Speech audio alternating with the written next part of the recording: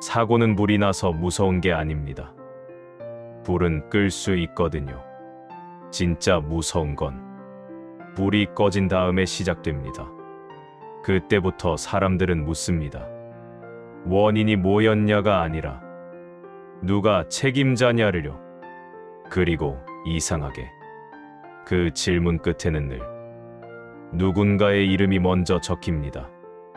나는 그걸 유성전자에서 봤습니다.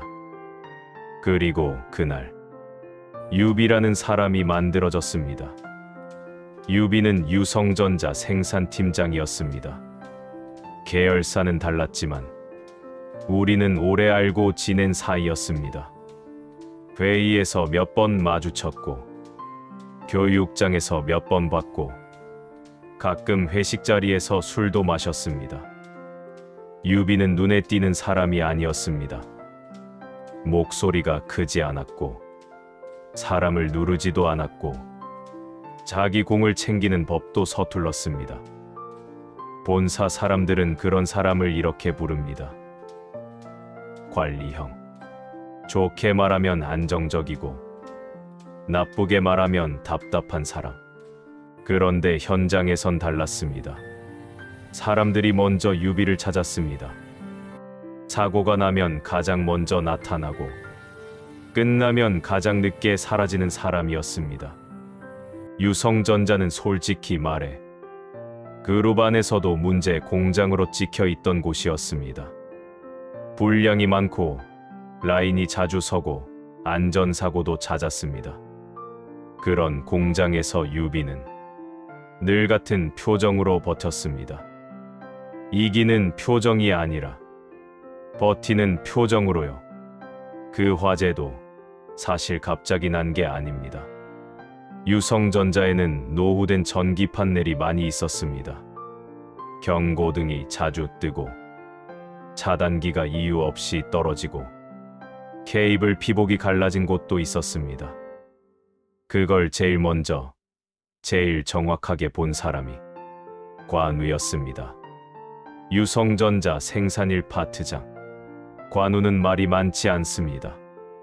대신 기록을 남깁니다. 보고서를 남기고 사진을 남기고 체크리스트를 남깁니다. 그리고 반복해서 말했습니다. 교체해야 합니다.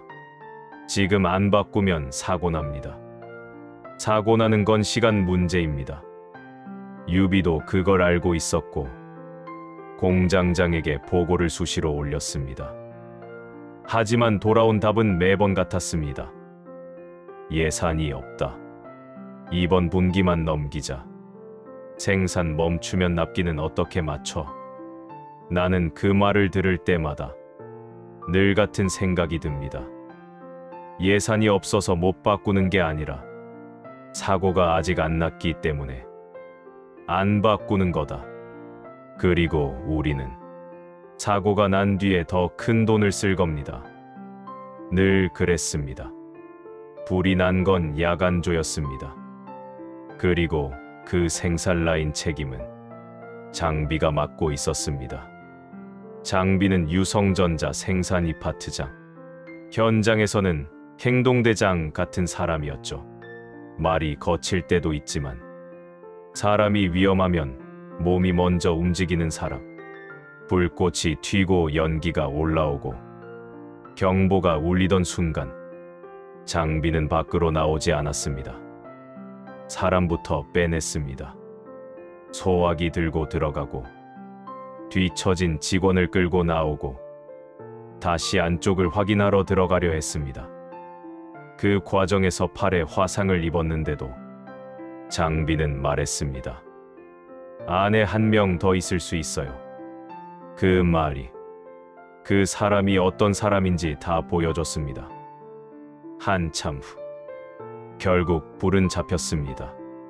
사람들은 병원으로 옮겨졌고 라인은 멈췄습니다. 그리고 진짜 시간이 왔습니다. 회의, 조사, 감사, 책임. 본사에서 내려왔습니다. 안전팀이 붙고 감사팀이 붙고 질문이 시작됐습니다. 라인 책임자 누구입니까? 설비 담당자 누구죠? 사전 보고는 있었습니까? 여기까지는 그럴 수 있습니다. 그런데 나는 질문의 방향을 봤습니다. 원인을 묻는 질문이 아니라 사람을 조이는 질문이었습니다. 그 질문 끝에는 늘 같은 결론이 나옵니다. 현장 책임. 그 말은 아주 편하거든요. 밑에 누군가를 세워두면 위는 안전해집니다. 그날도 그랬습니다. 관우와 장비는 복도에 앉아 있었습니다. 장비는 붕대를 감은 팔로 종이컵 커피를 들고 있었고, 관우는 손에 묻은 그을음을 계속 문지르고 있었습니다. 둘 다 말이 없었습니다. 말이 없는 게 담담해서가 아니라 말을 하면 무너질 것 같아서요. 회의실 문이 열렸고 윗선에서 누군가 이렇게 말했습니다. 일단 현장 책임부터 정리합시다. 기본 징계는 들어가야죠. 그 순간 나는 알았습니다.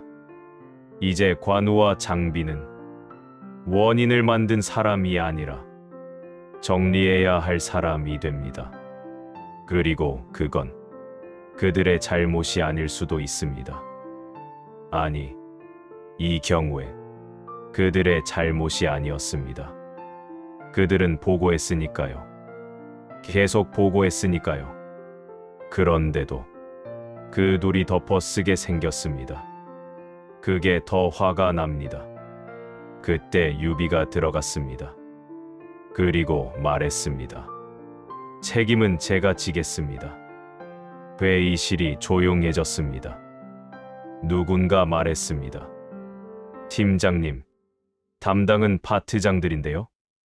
유비는 고개를 들고 차분하게 말했습니다. 관우도 장비도 저한테 보고했습니다. 위험한 걸 알고 있었고 멈출 수도 있었는데 멈추지 못한 건 제 잘못입니다. 유비는 공장장에게 보고했는데 무시당했다라는 말은 하지 않았습니다. 그간의 경험으로 의미 없는 말이다라는 걸 잘 알고 있기에 유비의 그 말로 회의는 빠르게 진행되었고, 유비만 징계위원회에 회부되는 걸로 회의는 종결되었다.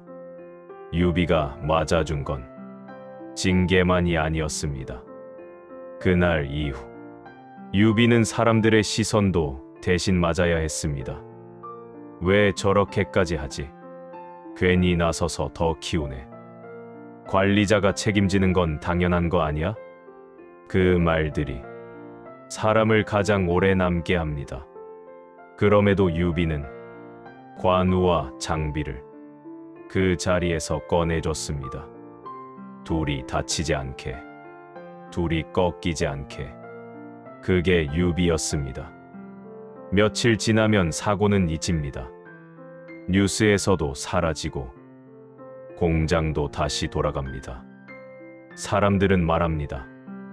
그래도 큰일 안 나서 다행이다. 사람 안 죽었잖아. 하지만 어떤 사람들에겐 그 며칠이 인생을 바꿉니다. 그날 밤 유비가 둘을 불렀습니다. 오늘 고생들 많았다. 한잔하러 가자. 관우와 장비는 말없이 고개를 끄덕였습니다. 회사 근처 단골 식당에 셋이 모였습니다. 처음엔 말이 없었습니다. 술만 돌았습니다. 한 잔, 두 잔. 장비가 먼저 말했습니다. 팀장님, 왜 그러셨어요? 유비는 대답을 하지 않았습니다. 관우가 낮게 말했습니다. 팀장님도 공장장님한테 계속 보고하지 않았습니까? 유비가 고개를 숙였습니다. 장비가 술잔을 내려놓고 말했습니다. 괜히 저 대신 징계받게 되시고 죄송합니다. 그리고 관우가 처음으로 속을 꺼냈습니다. 전 이 회사가 너무하다 싶습니다. 사고 날 위험이 있다 보고할 때는 쳐다도 안 보더니 사고가 난 후에도 사고 원인을 찾기보단 책임질 사람 찾기에만 혈안이 되어 있습니다. 그 말엔 분노가 있었고 그 밑에는 체념이 있었습니다. 장비도 껴들었다. 이럴 때마다 회사 때려치고 싶습니다. 그때 유비가 말했습니다. 나도 나가고 싶을 때 많았다. 근데 너희를 남겨두고 못 나가겠더라. 그 말에 술자리가 잠깐 멈췄습니다. 장비가 조용히 술잔을 들었습니다. 그럼 우리 셋은 서로 믿고 배신하지 맙시다. 관우가 고개를 끄덕였습니다. 유비도 고개를 끄덕였습니다. 그날 셋은 약속했습니다. 누가 먼저 찍혀도 등 돌리지 말고 끝까지 지킨다. 누가 먼저 무너져도 같이 버틴다. 우리는 영웅이 아니었습니다. 정의로운 사람들도 아니었습니다. 그런데 그날만큼은 서로에게 사람이 되기로 했습니다. 그게 현대판 도원결이었습니다. 사람들은 말합니다. 회사에서 그런 관계가 어딨어? 맞습니다. 원래는 없습니다. 그런데 그날은 생겼습니다. 사고가 사람을 묶은 게 아니라 유비의 선택이 사람을 묶었습니다. 나는 그날 생각했습니다. 유비는 징계를 대신 받았지만 사람을 얻었구나. 사람을 얻는 방식으로 끝까지 가겠구나. 그리고 그 방식은 언젠가 그를 더 크게 만들거나 더 크게 부러뜨리겠구나.